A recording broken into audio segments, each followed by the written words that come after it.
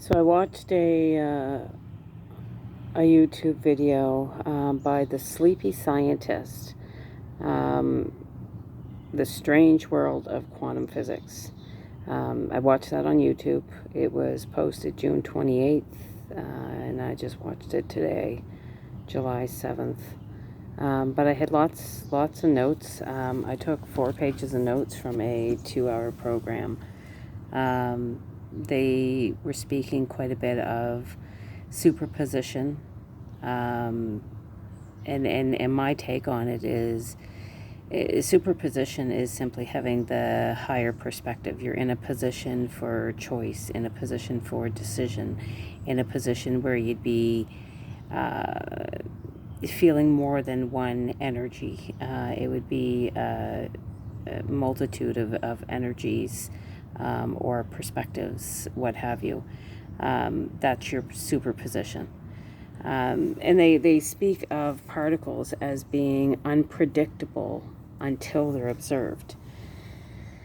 Well, when we're talking in the universe, that only makes sense because until you've started to observe and create some type of definition for the happening, the existence, the what have you, then it of course would still be something unpredicted.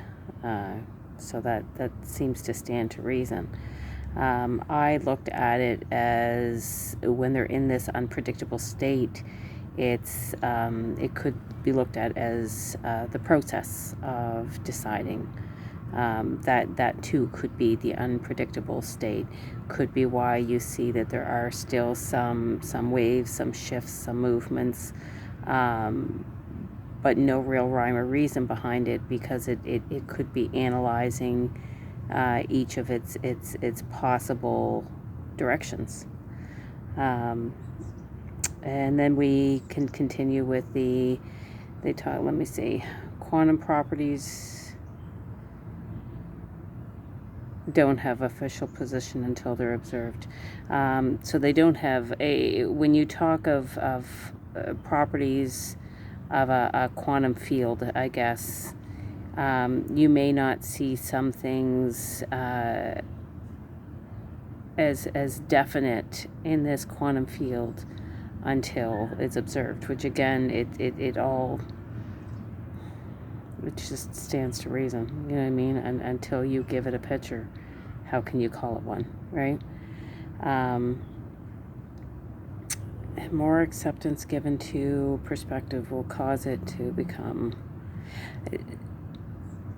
So again, in listening to them talk about superposition positioning, excuse me,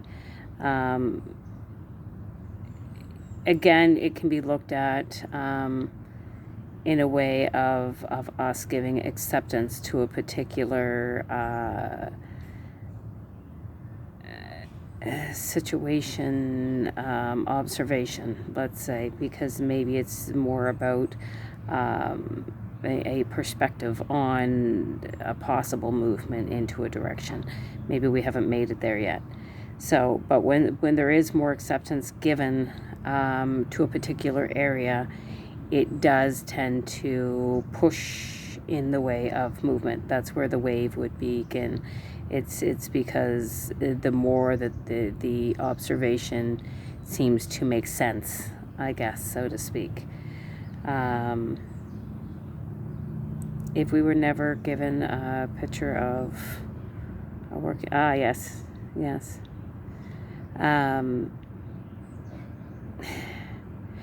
Because of a lot of this conversation, and they did take note to the light bulb and the fact that it has an absolute definition.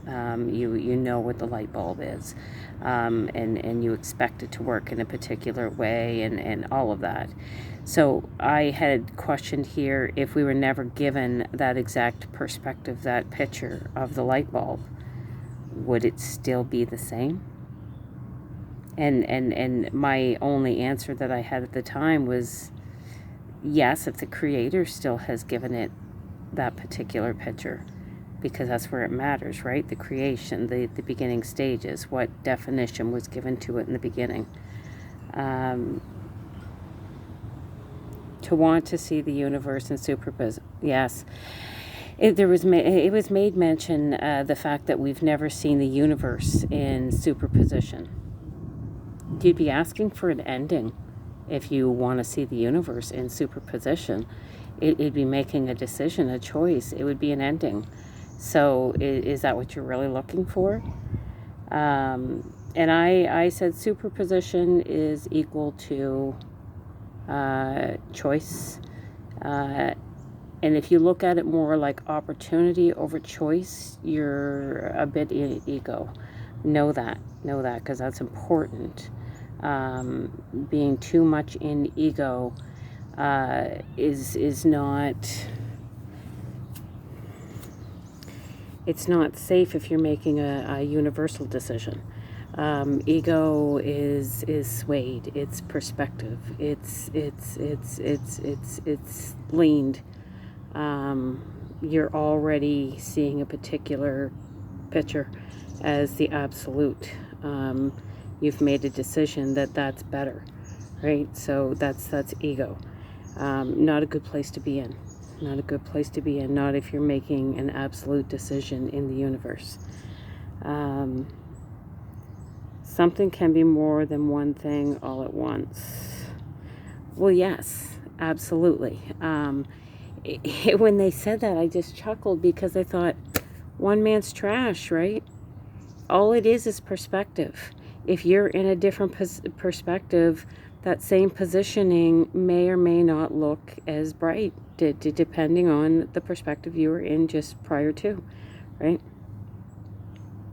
More focus on one position can lessen what you know about another.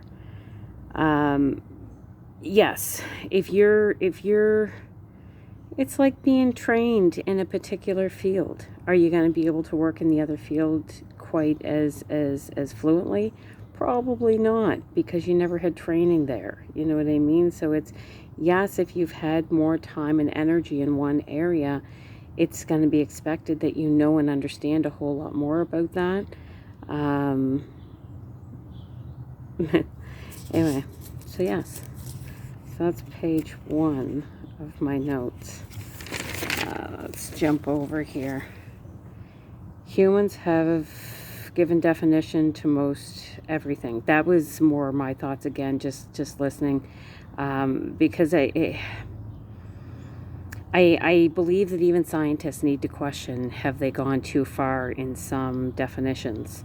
Have they given too much information to the regular public? Is there too much thought going into some areas, and is it becoming more in our reality than it needed to in the first place? But anyway, so yeah, humans have been given definition to have given definition to most everything. Where might we have been wrong? Where and why do we have boundaries? And then we're talking, because we're talking entanglement too, right? So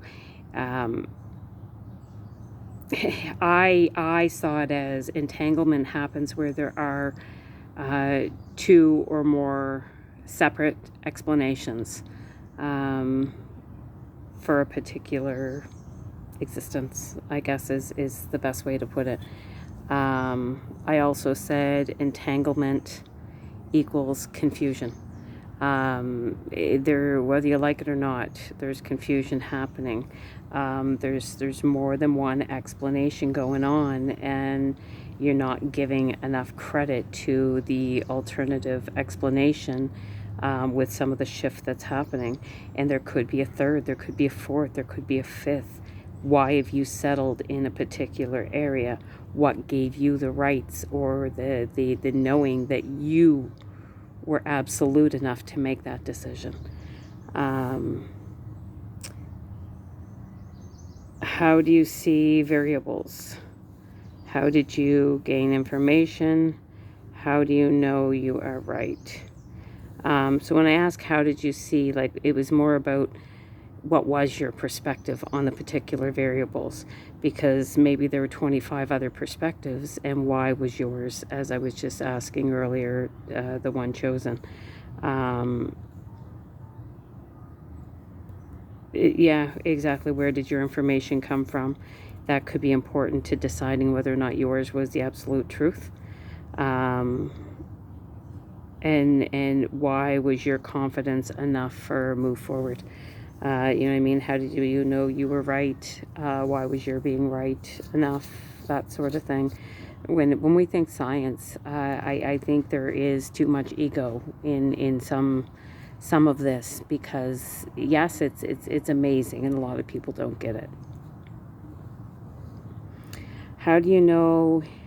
Yeah, and that's kind of the bottom line of what I'm asking. How do you know that you are not the cause for the entanglement? How do you know that your observation didn't cause the entanglement? What might have needed less observation, perhaps? You know what I mean? Maybe there was too much credit given to a very particular variable that really should not have had attention at all. It only had attention for this particular reason over this particular reason, which would have had more to do with the truth that was being moved forward. What might have needed? Okay, hang on, I already did that. Why would you use quantum? Yeah, that's my question, because they started talking about quantum teleportation. So essentially, in a sense, I looked at it as they're applying one theory from one area to another, but just how closely related are each of those areas that you would have even related the theory in the first place? Maybe some things weren't meant, and maybe you're taking it too human over what you're actually learning. Maybe you've confused your human brain with your actual science found.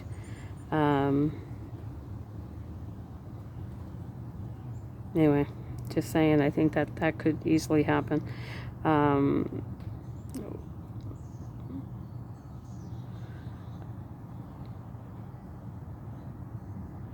What evidence did you have that your theory was applied? And have you been keeping an eye out for contrasting energies or information that's coming up? Maybe it's like a flag. The contrast could be saying, hey, there's something else. I could be proof to the other side in the entanglement. Something like that. If you've given definition, more observation in that area. Okay, so if you've already kind of given a particular definition to an observation made, you've gone in with your calculating, and you've put the actual mathematics to work. And you've gone through the mechanical part of it, and once you've gone that far, it typically will show more of an actual existence, I believe. I think that's where we have seen other perspectives. Some I don't know necessarily if our world accepted some perspectives until all of a sudden they were being talked about in such a way that it didn't make sense to not accept it. If that makes sense. Anyway, I don't have a particular. Anyway, I don't have something that I'm linking it to right at the moment. I'm kind of in this perspective right now. So now, without observation, superposition will exist in all. Yes. So when looking at such a combination of details, just made it kind of stand out to me that superposition literally is just your initial identification of something before you've really given it some type of definition. You've just identified that there's a significance. That is superposition right there. As soon as that identification, because all conversation would start around it at that point. So every time you hit that another link to our system, you land in superposition. You've got to be careful here. As soon as you land in superposition, you are liable to create an existence if you're not exact about the science. Now, let me see. And I've even stated here that I believe that an incorrect identification, it could be the beginnings of an entanglement as well. Particles could be, yes, they were speaking of particles in the way of how they just kind of float and they don't seem to have any rhyme or reason. There could be some patterns with some discussions and so on. Well, I question, well, what if they're signals? What if they're white flags? Or even the kind of the expectation of what sort of debris we can see because we've been searching for our soulmates, our twin flames, and what have you. There still have been other existences. Is that why particles lie the way they do? Quantum tunneling. I didn't like the sound of this at all. My mind went in a totally different direction as they were talking about quantum tunneling. When they talk about it, they literally are finding a way. I even related to narcissism, because they essentially are finding a way to make an existence a truth through a tunneling, so to speak. So the way that I said this is due to an inclusion of consciousness. Narcissism exists because I was saying that tunneling is due to the consciousness. Narcissism exists because we can see movement from these manipulating explanations.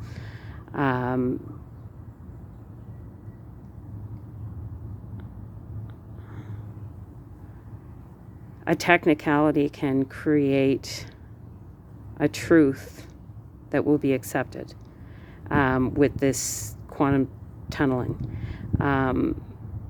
They even spoke of quantum tunneling being used in our technologies. Anyway, so then they go on talking about quantum computing. And I was kind of looking at this overall situation, and I described it as computing generalizes many situations to try to gain a higher perspective. But you should understand when you're looking at apples and oranges, and realize that you can't answer some things if you're only looking at the apples and oranges. Some scientists are leaving some of this open, more like there could be possible answer here, but only if there's tunneling in that area is the way that I would see it. So as long as there's no tunneling, I don't think it should be a problem. And now they're saying that new science, it's still in some early stages. They're talking of quantum biology, and I question: is this in the more of the way of humans and analyzing some of the science that's already existed? Are we talking biology because of human DNA, perhaps? I'm curious exactly what perspective are they coming in talking about the quantum biology.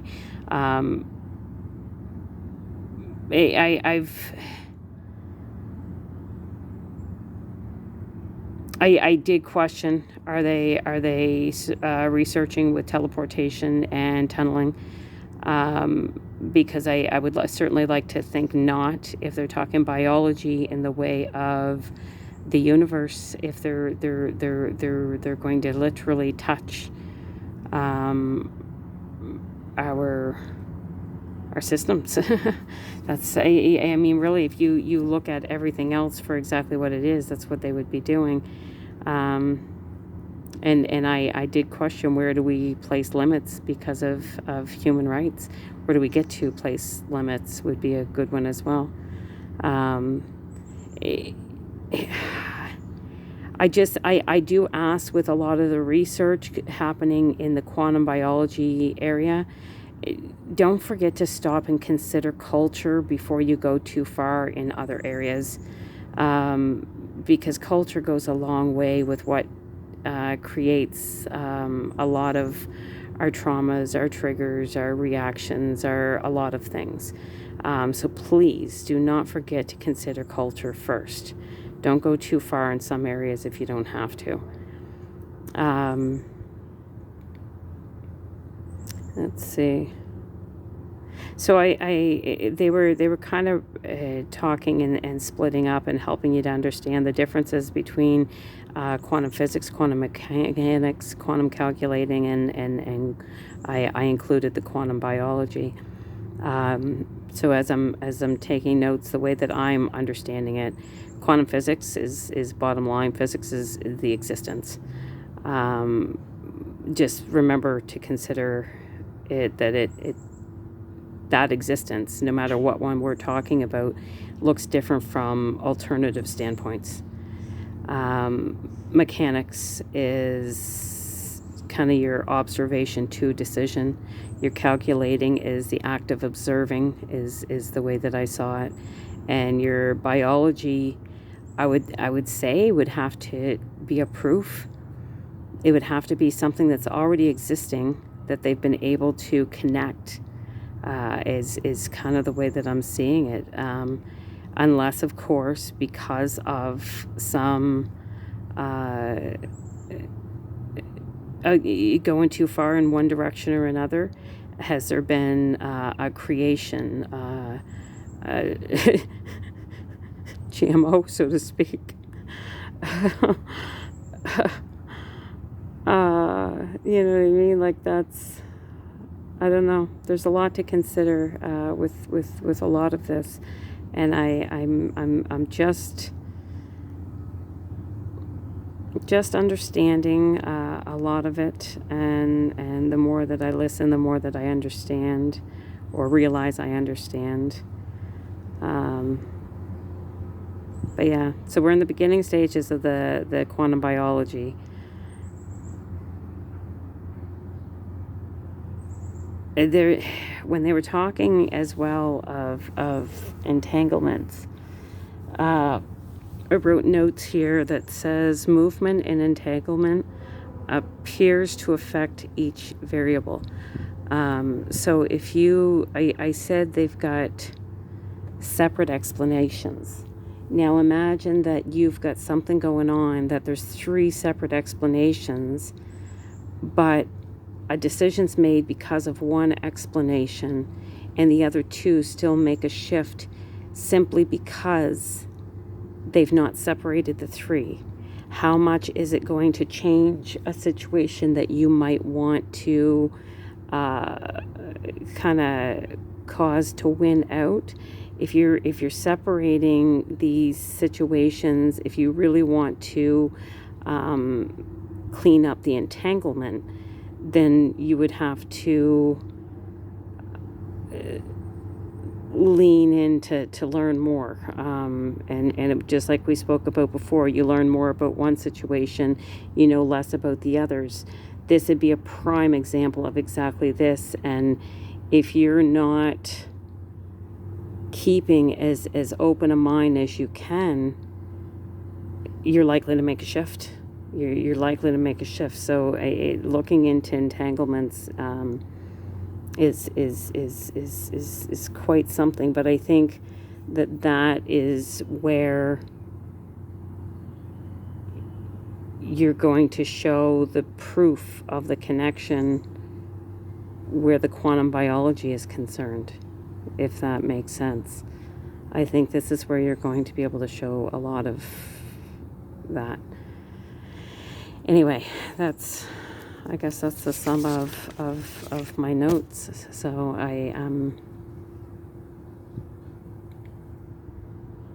I've learned a lot because of going through what I have over the last, what is it? It's been, I guess, 5 years now, pretty well.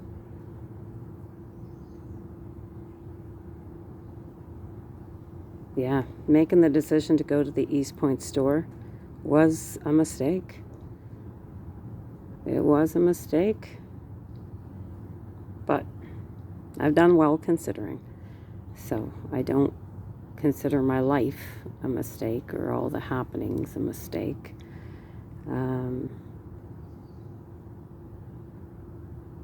But some things just simply are because. Right? So, all that study into that particular area cause for some reactions, which cause for others, and blah, blah, blah, blah, blah, blah, blah, blah, blah. My life ended up being exactly what it is, only I've not been able to look over myself as the lazy, still sitting on her ass. If I don't start standing up, I'm going to be walking with a crook. You know what I mean? Like, yeah. I've got a lot of things I need to change in my life. But I've been inside here, so hopefully, now that I'm making sense of more of it, hopefully I'll be able to let it go and figure out what in this human experience I can spend some time with.